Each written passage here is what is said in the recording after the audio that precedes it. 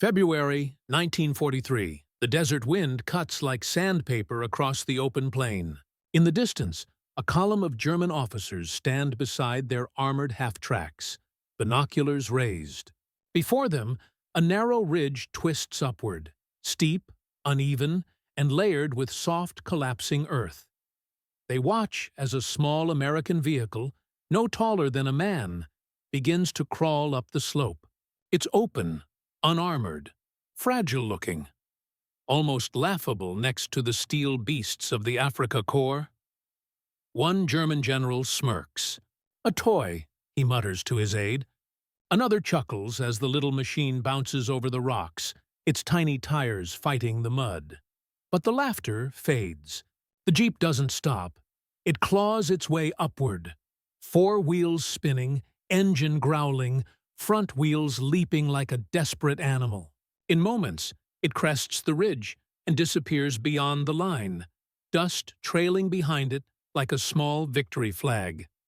The Germans lower their binoculars in silence. They've just witnessed something unexpected. A vehicle built not for power, but for purpose. And that moment marked the beginning of a quiet revolution in mobility, one that would follow the Allies from the sands of Africa to the ruins of Berlin. In 1939, the world was already burning. Europe trembled under the thunder of mechanized warfare. Panzer divisions slicing through Poland, France collapsing in weeks, and the Blitzkrieg rewriting military doctrine overnight. Mobility had become the new currency of war, but across the Atlantic, the United States still lived in another time. The army was small, scattered, and equipped with outdated relics of a bygone era.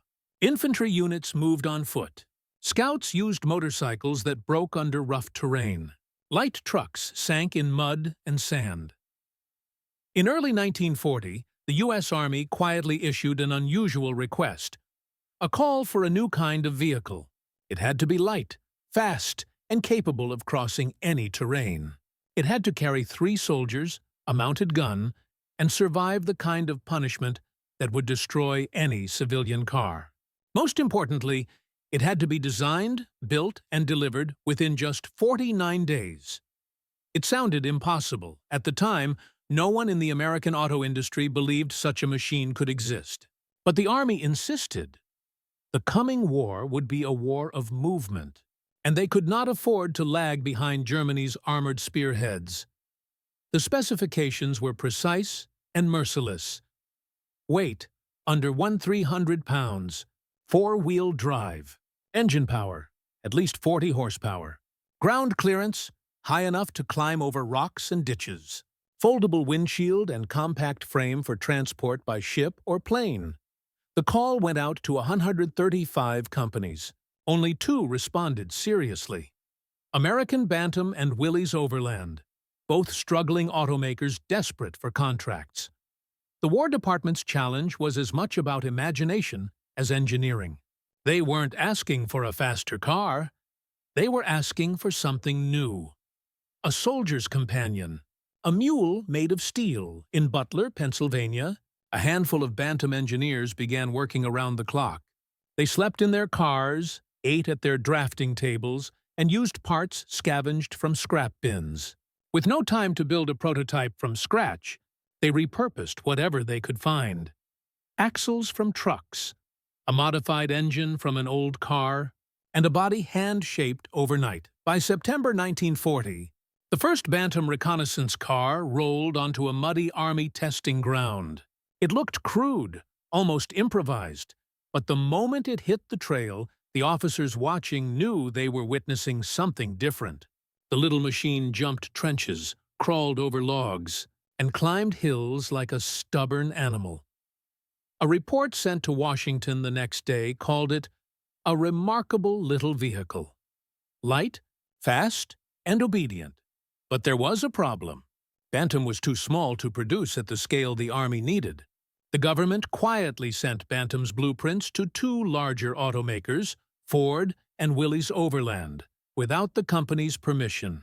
It was a controversial move, but war demanded speed, not fairness. Within months, Both Ford and Willys had built their own versions. Willys added a more powerful Go Devil engine and stronger axles, while Ford streamlined the body and manufacturing process. In late 1941, after rounds of testing, the Army made its decision. The Willys MB would become the standard light reconnaissance vehicle for the United States military. No one at that moment, not even its creators, could have imagined that this small, boxy car would become one of the most iconic machines in human history. It would go on to carry generals, stretchers, ammunition, and hope across deserts, jungles, mountains, and ruins. It would earn nicknames like the Blitz Buggy, the Mighty Midget, and eventually, simply, the Jeep. The American soldier found something personal in it. It was unpretentious, rugged, and loyal, much like the men who drove it. And by the time the first Jeeps rolled off assembly lines in late 1941, the U.S. had entered the war. Across the ocean, German generals still mocked its toy-like appearance. They hadn't yet seen what it could do when the ground turned against them. The stage was set for its trial by fire. In North Africa, where dust, heat, and mud would test every machine ever built for war. By early 1942, the sound of stamping presses echoed across America. Detroit's factories, once making family cars, now produced tanks, trucks, and bombers. But it was the smallest machine of them all that rolled out by the hundreds of thousands. The Willys MB, now standardized with minor Ford modifications, entered full production. Its flat hood, slotted grille, and open frame gave it a face. Simple, almost human. It was small enough to fit inside cargo planes and ships, strong enough to tow artillery, and light enough for 4 soldiers to lift out of a ditch. The assembly lines moved without pause. Each month, thousands of Jeeps were crated, shipped, and reassembled in England, North Africa, and the Pacific. Every vehicle came with a tiny toolbox, a jerry can, and a manual that began with a single sentence. This vehicle is designed for war, not for comfort. By mid-1942, the Jeep had reached the North African desert. There, under the searing sun of Tunisia and Libya, it faced its first true test against Erwin Rommel's Afrika Korps. At first, German officers were amused. To them, the American Jeep looked fragile. A toy compared to their Kubelwagen, the German light car built for officers and scouts. The Kubelwagen had a sleeker frame, better fuel efficiency, and was considered a symbol of German engineering precision. But the desert had its own rules. Fine sand clogged the Kubelwagen's rear-engine cooling system and trapped it in soft dunes. Its light body, once an advantage, became its weakness. Meanwhile, the Jeep, with its short wheelbase, powerful front engine, and 4-wheel drive, clawed through the terrain like a mechanical beast. In American hands, it did what tanks could not. It climbed steep ridges, carried wounded men under fire, and served as a mobile command post, field radio, or ambulance. Soldiers strapped .30 caliber machine guns on the hood and used it as a fast attack vehicle. Engineers modified it to carry wire reels, stretchers, or even rocket tubes. To the soldiers on the ground, it became more than a vehicle. It became a companion. In letters home, they wrote, "The Jeep goes everywhere we go." It was the only machine small enough to squeeze through ruins and strong enough to pull men out of the mud. Across the desert, wherever Allied patrols appeared, the Jeep followed. A speck of dust on the horizon that often arrived before the tanks did. In March 1943, during the Battle of Kasserine Pass, Jeeps were used to carry ammunition across ravines that even supply trucks couldn't cross. When fuel ran low, Jeeps hauled jerry cans across minefields. When communication lines were cut, Jeep-mounted radios reconnected divisions, and slowly, the German perception began to shift. Reports from Afrika Korps field officers began to mention the Jeep not as a curiosity, but as a threat, a highly mobile reconnaissance vehicle capable of sudden appearance and rapid withdrawal. One captured German officer, when interrogated, admitted, "We underestimated the American car. It goes where even our tanks refuse." The Jeep's secret was not brute strength. It was adaptability. It could be driven by a general or a private, repaired with a wrench, and started with a rope if the battery died. No vehicle in the German arsenal could match that simplicity. As the North African campaign turned in favor of the Allies, the Jeep became a symbol of progress, a mechanical proof of American ingenuity. Where German fuel shortages and logistics faltered, the Americans improvised, using Jeeps to deliver supplies, men, and hope across endless dunes.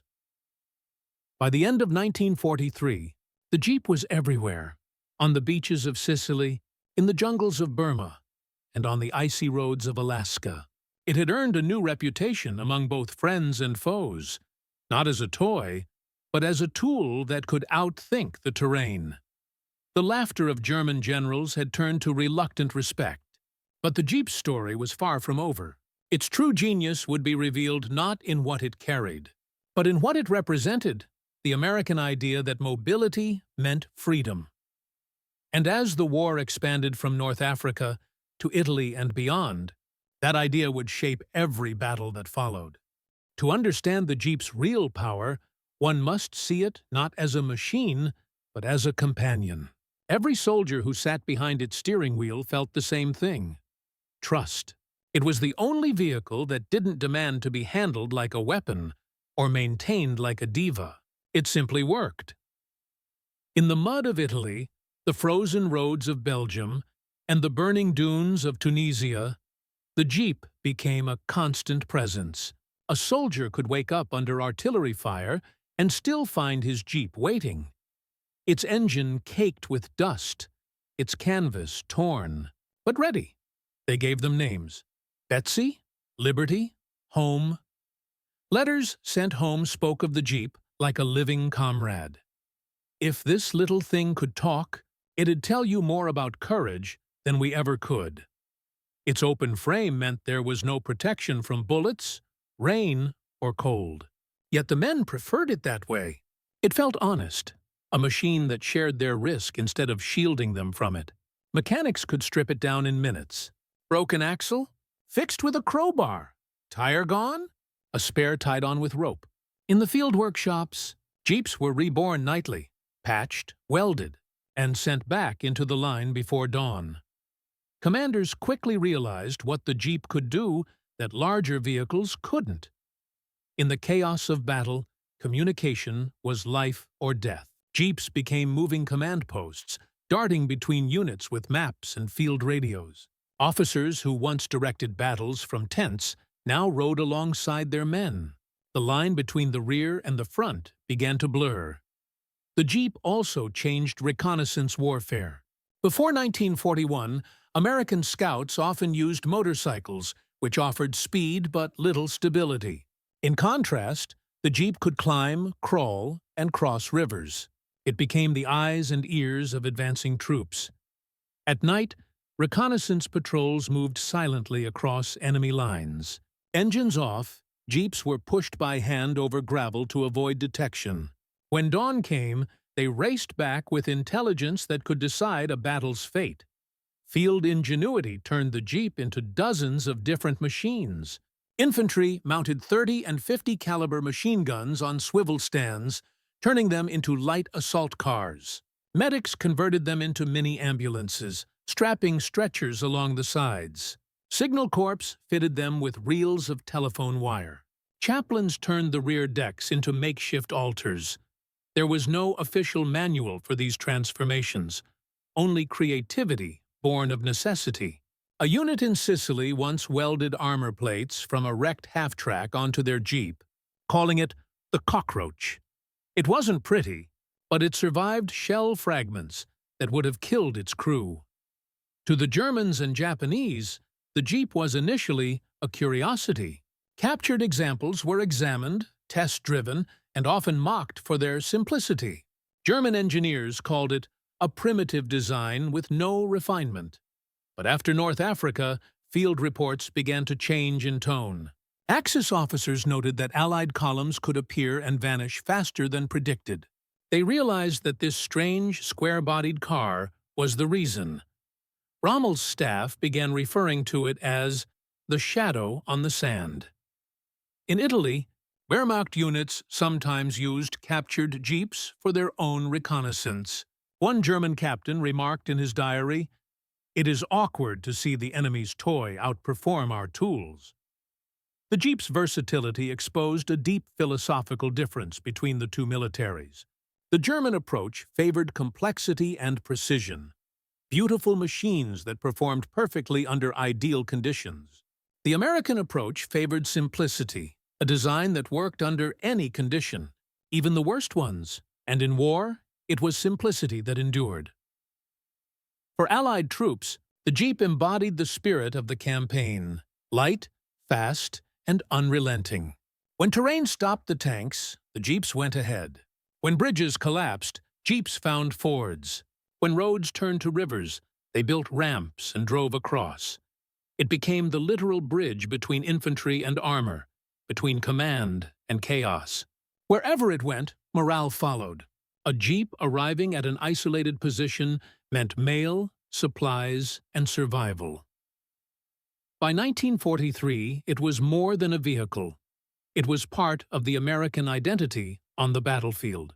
Its flat silhouette, engine growl, and bouncing headlights at night became the rhythm of Allied movement. And that rhythm would soon echo across new landscapes, from the hills of Italy to the hedgerows of France, where the Jeep would face its most demanding terrain yet. The Jeep's strength was not in complexity. It was in its clarity of purpose. Every curve, bolt, and gear served a reason. Engineers at Willys and Ford built it to survive the unthinkable, and then made it simple enough that any soldier, anywhere, could fix it. Its engine, the Willys Go Devil 134 cubic inch, was the beating heart of the machine. Small, tough, and perfectly balanced, it delivered about 60 horsepower. Not much on paper, but when combined with low gearing and four-wheel drive, it turned the Jeep into a mountain climber. The transmission was minimal, a 3-speed gearbox and a 2-range transfer case. It didn't need finesse. It needed obedience. Soldiers could drop it into low gear and crawl up impossible slopes where heavier vehicles stalled. There was no luxury, no doors, no roof, no unnecessary steel. The body panels were flat, so they could be stamped by any factory in America. Even the bolts and nuts were standardized, meaning one wrench could service the entire car. That engineering philosophy, make it simple, make it last, became a defining feature of America's wartime industry. Where Germany built art, America built tools. And those tools, multiplied by the thousands, became unstoppable. The Jeep was not a Willys product or a Ford product. It was an American product. Over 10,000 suppliers across the U.S. contributed parts, from Ohio steel mills to California tire plants. College students assembled them for training. Housewives packed their toolkits. Small-town factories produced steering wheels, bolts, and headlights. The result was a machine that literally embodied the nation that made it. Democratic, decentralized, efficient. Each Jeep rolling off the line carried a little piece of every corner of America. That made it more than a machine. It was a message. In a world ruled by authoritarian precision, democracy could build something better, faster, and simpler. As it spread across continents, the Jeep came to symbolize the Allied idea of freedom through movement. It broke the boundaries of terrain: deserts, jungles, ruins, snow. It gave commanders visibility, soldiers reach, and medics speed. To the enemy, it became a symbol of inevitability. When German or Japanese soldiers saw its silhouette in the dust, they knew it meant the Americans had arrived, and they were not stopping. A German intelligence report from 1944 noted, "The small open car is everywhere. It moves as if the earth itself carries it forward." For the Allies, the Jeep was an expression of faith. That ingenuity could overcome any obstacle. For Axis troops, it was a constant reminder that the enemy was mobile, unpredictable, and omnipresent. There was something disarmingly human about it. The Jeep didn't inspire fear, it inspired familiarity. It could carry a general in one moment and a wounded soldier in the next. It was humble, selfless, and always moving toward danger, not away from it. American chaplains often stood behind them to conduct field prayers. Doctors used them to save lives. Reporters used them to film the liberation of villages. To people liberated from Nazi or Japanese occupation, the Jeep became a vision of hope, a sign that the war's tide had turned. In France, villagers called it La Liberté sur roue, freedom on wheels. Children climbed onto the hoods, waving at soldiers who smiled through dust and exhaustion. The Germans, too, came to recognize it, not as a threat, but as a symbol of endurance. Captured soldiers, seeing it up close, would sometimes tap its hood and whisper, "Praktisch," practical. By 1944, the Jeep had evolved beyond its military purpose. It was photographed beside Eisenhower, Patton, Montgomery, and MacArthur. Leaders called it one of the three tools that won the war, alongside the C-47 transport plane and the landing craft. Even after the shooting stopped, the Jeep's legacy didn't fade. Factories converted its design for civilian life, birthing the post-war CJ, civilian Jeep. Farmers used it to plow fields. Explorers drove it across mountains. It became the DNA of every off-road vehicle that followed. But before it could symbolize peace, it had to survive the hardest campaigns of the war. Italy, Normandy, the Ardennes, where it would prove once more that true strength lies not in size or armor, but in adaptability. The next chapter of its story begins on a fog-covered mountain in central Italy, where the Jeep would show the world why even German generals eventually stopped laughing. Early 1943, the battlefield was not defined by cities or roads. It was an ocean of dust. Here, machines were swallowed whole. Tanks overheated. Trucks bogged down. Even men collapsed under the heat. But amid the wreckage of stalled armor and abandoned vehicles, one machine kept moving. The small square silhouette of the Jeep cut through the dunes, climbing ridges and slipping down wadis where no map dared to mark a path. For the first time, mobility meant more than horsepower. It meant persistence. At Kasserine Pass, the American Army learned hard lessons. German panzer units struck with ruthless precision, outmaneuvering inexperienced U.S. troops. Supply lines broke. Communication collapsed. Entire regiments were isolated. In that chaos, the Jeep became the thread that kept the army stitched together. While tanks burned and half-tracks sank in sand, Jeeps darted through artillery fire, carrying messages, fuel, and ammunition. Radio operators strapped their sets onto the rear deck, bouncing across terrain that would snap an ordinary truck in half. When other vehicles couldn't reach encircled troops, Jeep drivers went alone. They followed smoke columns, listening for gunfire, trusting only instinct. One officer later recalled, "If we had no Jeep, we had no army." It wasn't just its speed. It was its courage through simplicity. With nothing to protect the driver but a steering wheel and faith, it became a symbol of raw, mechanical bravery. Captured reports from Rommel's Africa Corps described it in astonishment. The American light vehicle moves over impossible ground.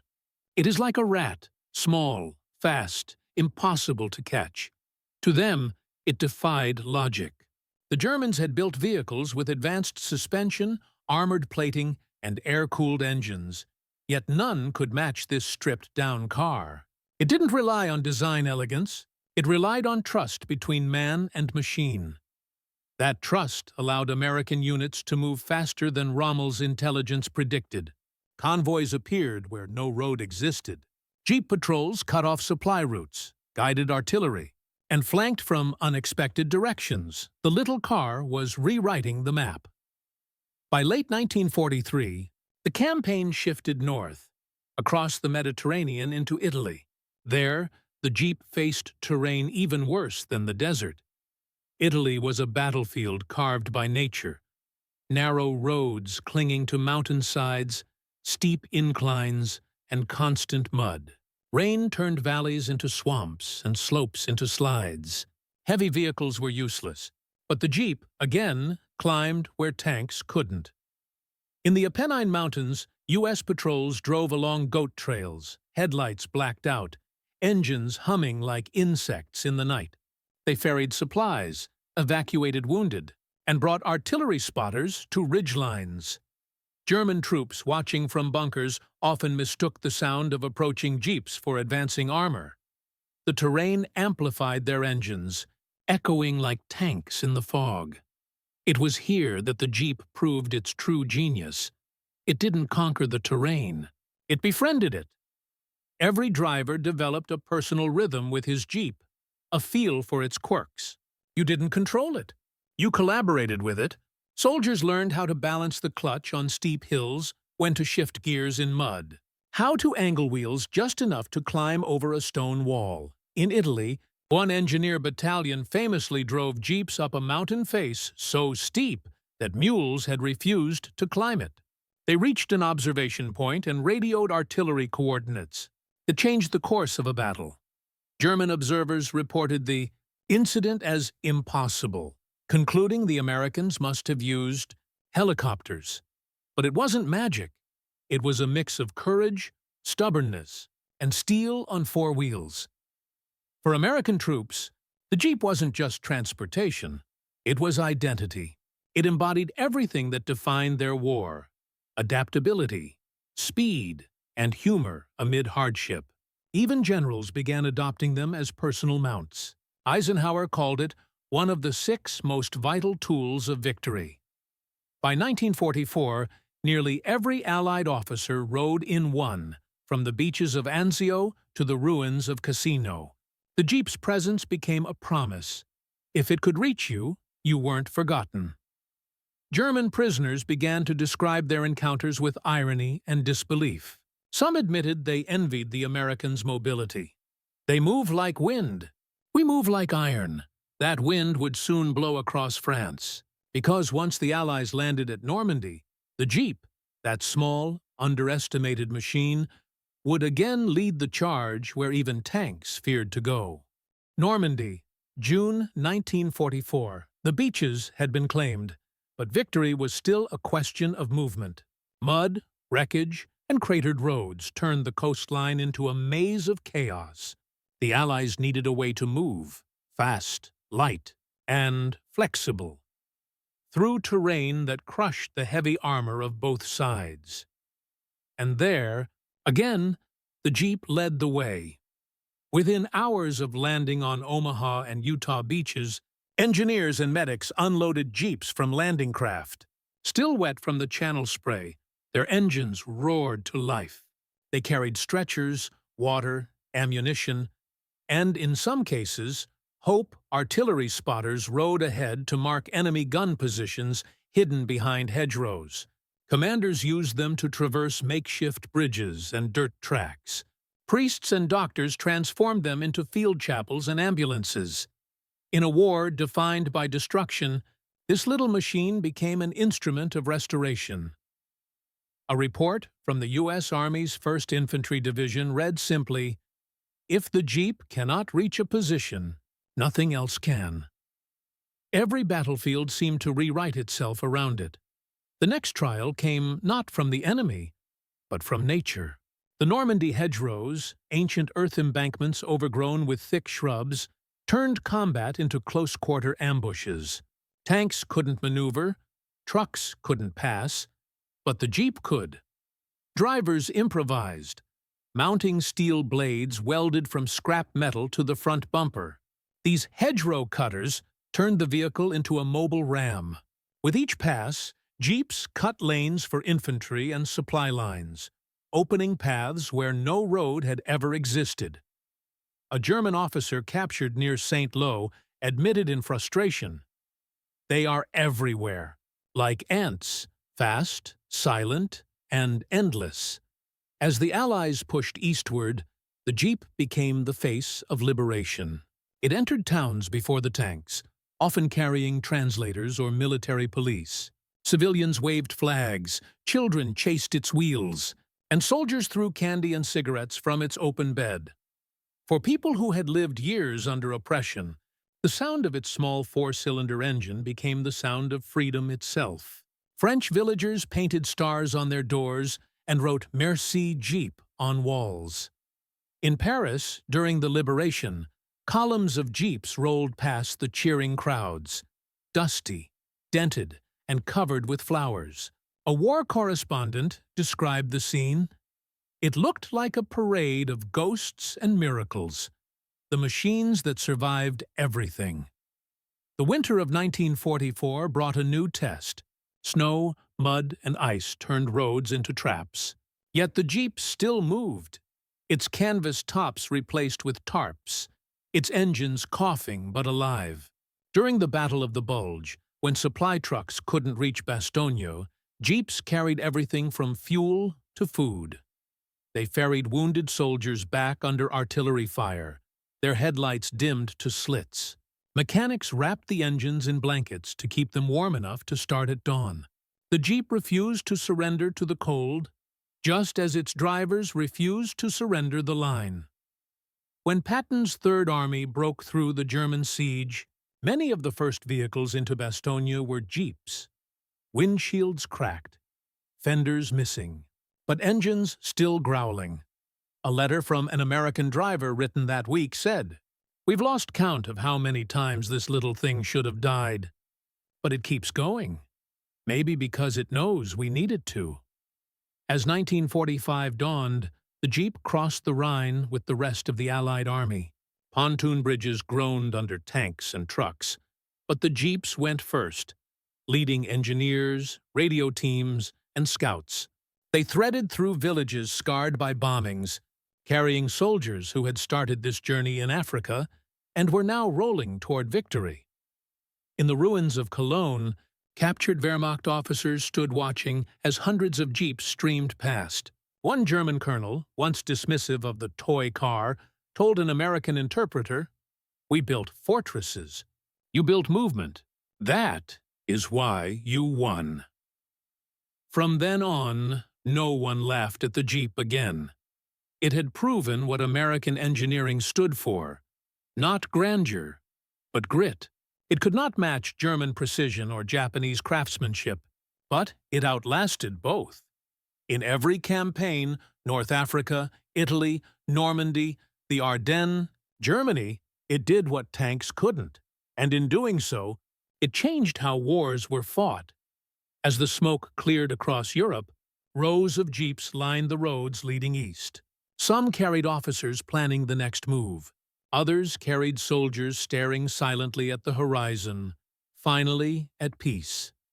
The little machine that had climbed where tanks couldn't had also climbed into history. When the guns finally fell silent in 1945, the world was covered in ruins, cities broken, fields burned, hearts scarred. Yet through that devastation rolled something familiar. The low growl of the Jeep's engine. Across Europe and the Pacific, these small, dust-covered machines kept working long after the last shots were fired. They carried medics to villages, engineers to bridges, chaplains to grave sites. The same vehicle that had delivered destruction now delivered recovery. In Italy and France, thousands of jeeps were repurposed overnight. Soldiers handed them to local farmers and police. Civilians used them to pull wagons, carry water, or transport rubble from collapsed homes. What had once been a tool of war now became a tool of rebuilding. In Berlin, British and American occupation forces relied on jeeps to patrol shattered streets. In Tokyo, they rolled through the ruins as symbols of order after chaos. Everywhere it went, the Jeep seemed to say the same thing. The war is over, but the work continues, a British journalist wrote in 1946.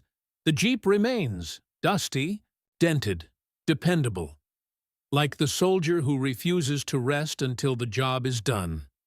For many who served, parting with the Jeep was harder than parting with their rifles.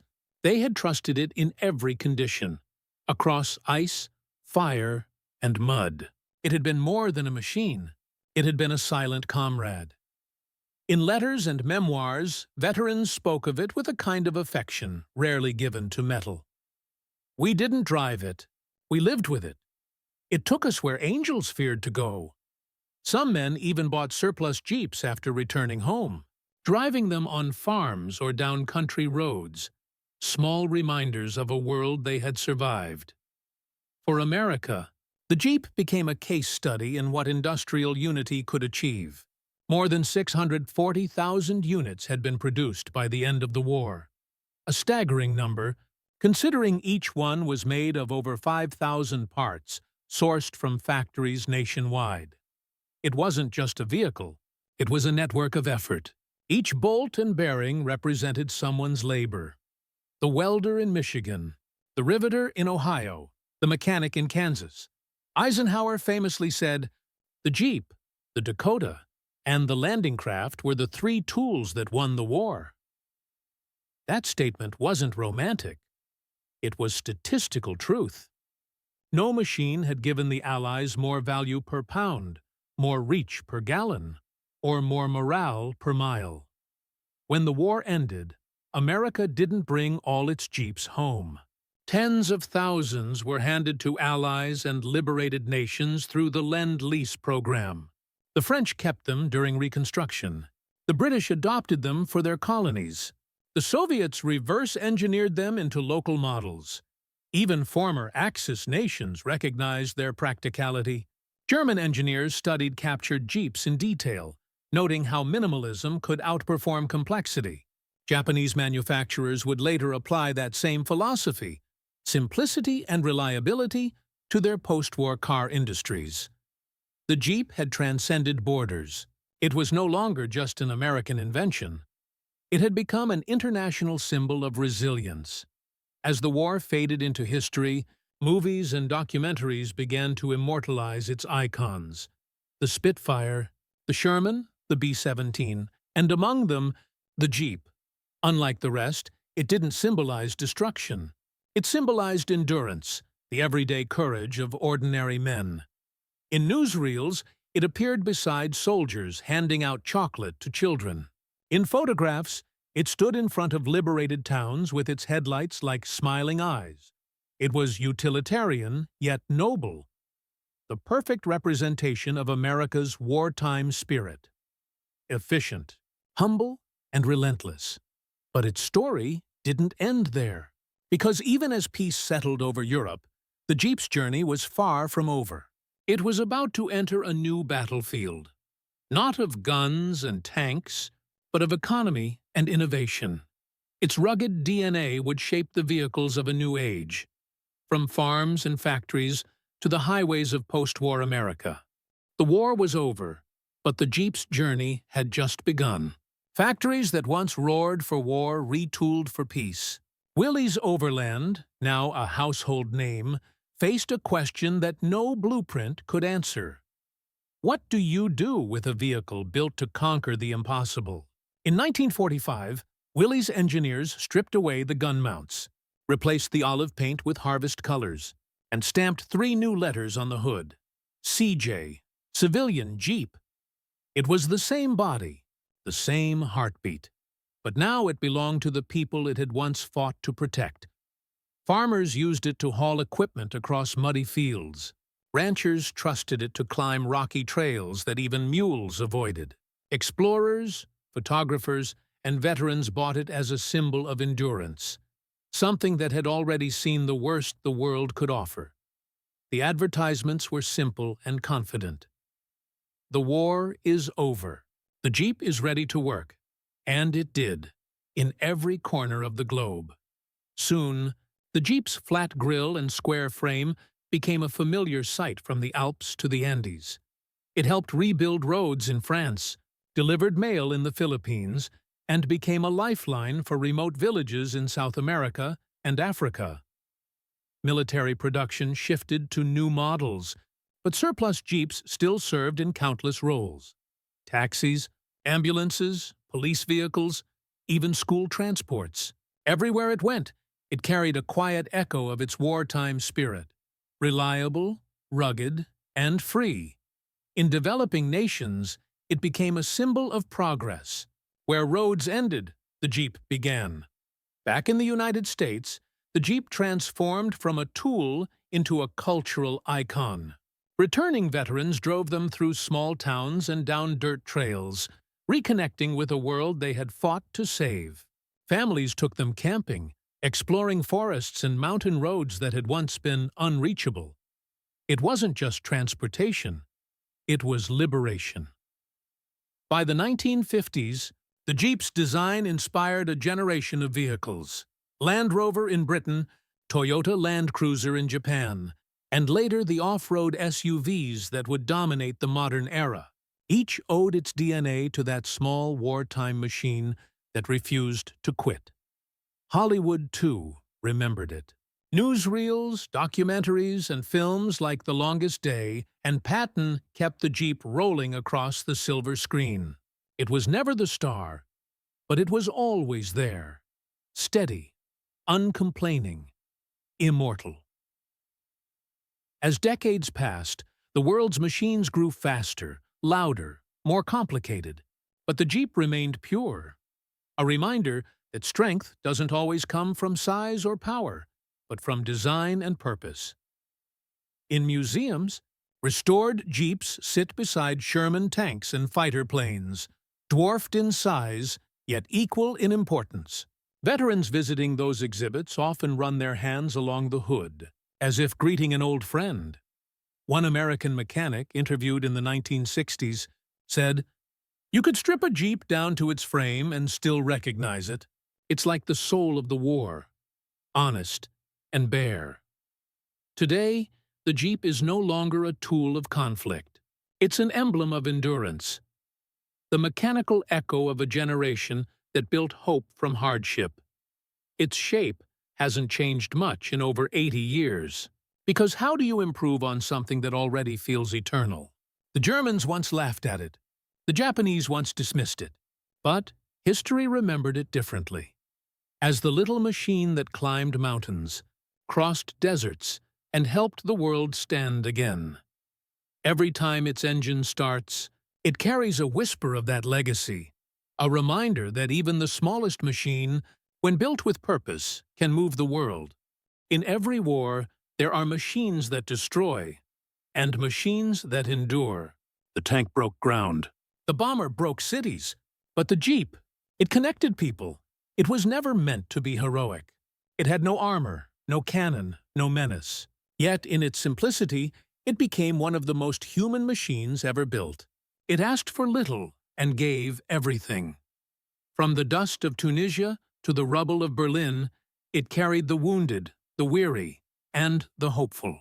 Its wheels turned through history's darkest years, not to conquer but to carry soldiers, medics, officers, and the weight of an entire generation. Even when the men who built it grew old, the Jeep kept going, rebuilt, repainted, rediscovered, a survivor in metal form. It outlived the empires it once fought against, outlasted the factories that created it, and outshined the weapons that overshadowed it. It was not perfection that made it immortal. It was persistence. Every bolt and tire spoke of a philosophy, that innovation does not need to be elegant. It only needs to work. That freedom is not born from force, but from movement. That the strength of a nation lies not in the size of its engines, but in the minds that design them. In that sense, the Jeep is more than a relic. It is a metaphor for America's industrial heart, for democracy's adaptability, for humanity's refusal to stop climbing.